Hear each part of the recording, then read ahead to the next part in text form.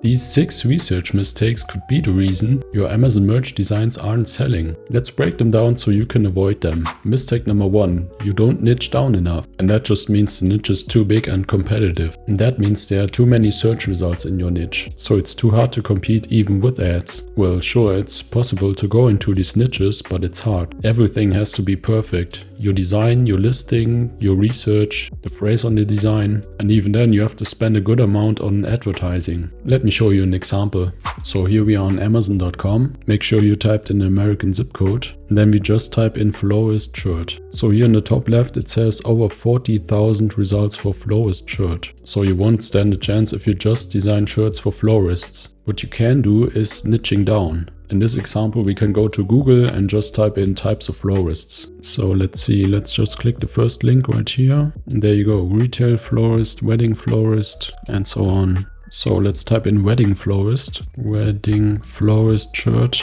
Press enter. Now it says 464, but to see the real number you always have to go to page number 3. So let's go down, page 3, and there we go. We only have 464 results. Let's go back to the first page. Okay, we got some wedding florist shirts right here. Weekends are for weddings. Hashtag florist. My wife is a wedding florist. That's irrelevant. That's also irrelevant. This one says most amazing wedding florist ever. Productor is not working right now, so I'm using DS Amazon Quick View, but it's still loading. Okay, here we go. First one says rank not found. Second one also says rank not found, and that means it hasn't been sold yet. And this one has a BSR of around 50 million, and that's really not good. So of course the search results were promising, but you always have to validate your niches. Mistake number 2, you niche down too much. And this could be where you end up with t-shirts that are for Jembe players who love to drink chocolate milk. This would be a perfect example where you cross-niche 2 niches together, but there's actually no demand for these shirts. Of course, these could also be very small niches where there's no demand. There are little to no search results in that niche, and there's no data that shows that people are actually buying shirts in that niche. I'm not a florist expert, but the wedding florist niche could be an example for that. There should always be a reasonable amount of t-shirts online with a good BSR. Let me show you an example.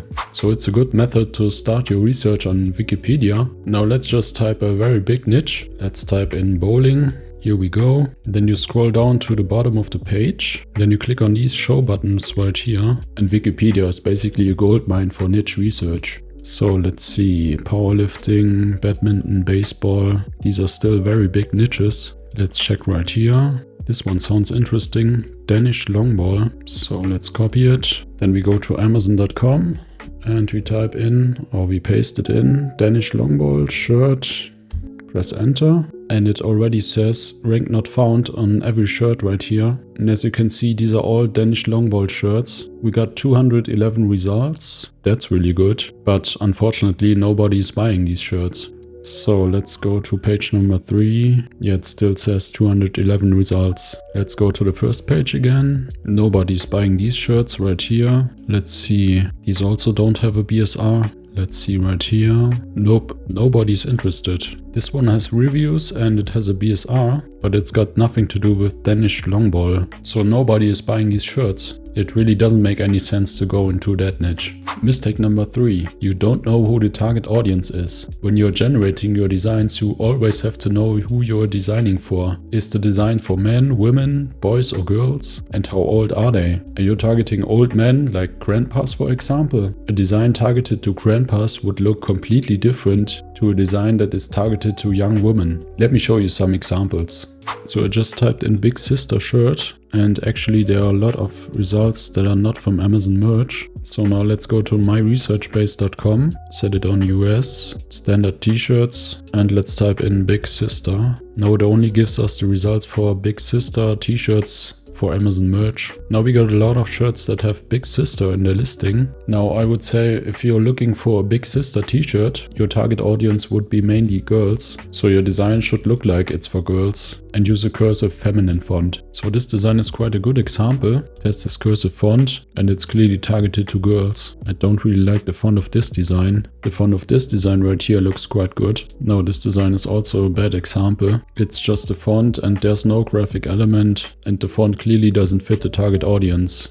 Mistake number 4. You don't use insider information. To create specific phrases for a niche, you need to know insider information of that niche. What do people in that niche find funny? What do they laugh about? What gets them angry? What do they hate? A phrase that doesn't use insider information would be a phrase like, just a girl who loves dancing. To get insider information, you can check forums, Reddit, memes, or ask ChatGPT. Let's see some examples. So I just typed in line dancing shirt. That's a sub-niche of dancing. So the first 4 examples are basically perfect examples. The first one says kick the dust up, and I know nothing about line dancing, but it seems to be that you are kicking the dust up when you are line dancing, so this phrase uses insider information. The second one says missteps are just unexpected solos, and this phrase is also very specific to the niche, so the next 2 shirts are just scaled phrases. Of course, we got the just a girl who loves line dancing, and we have line dancing is my therapy. So when we take a look at the number of reviews, we can clearly see that the specific phrases are the winners right here, and they also have the lower BSR. So the lesson right here, it's always worth it to research insider information for your phrases. Mistake number 5. You don't leverage the power of AI. You could use ChatGPT, for example. Use ChatGPT to get insider information or to create new and unique phrases. Let me show you a demo. So here we have this African drum that's called djembe. Now we want to create phrases in that niche. So here we are in ChatGPT, and I just typed in, I want to create t-shirts in the niche djembe. What do djembe players find funny? What are they concerned about? What do they hate? Let's press enter and see what we get. Okay, this is quite interesting. So let's see from the start. You can see why AI is really powerful right here. It already gave us some great t-shirt phrases. What djembe players find funny? Drumming obsession jokes, eat, sleep, djembe, repeat. Okay, that's a scaled phrase, that's very simple. It's also a scaled phrase, it's also a generic phrase. This one is quite good. Djembe players don't need therapy, we have rhythm. This one is quite good. I'm not loud, I'm just in djembe mode. This one is also quite good. It's not too loud, you're just too old. Of course, you have to combine this with the djembe graphic. These are already too long for a t-shirt, I wouldn't use these. Okay, here we got the concerns of a djembe player. They often get blisters and sore hands. The techniques can be quite tricky. There's some cultural respect needed. Then sound quality, community acceptance. You got the dislikes of a djembe player, and we get some more t-shirt design ideas. That's quite amazing. Don't mess with me, I speak fluent djembe. That's okay. I'm not a drummer, I'm a rhythmist. That's also okay. This one is quite good. Respect the djembe, honor the culture. And these ones are quite nice. It's a djembe, not a bongo. I think I heard that before.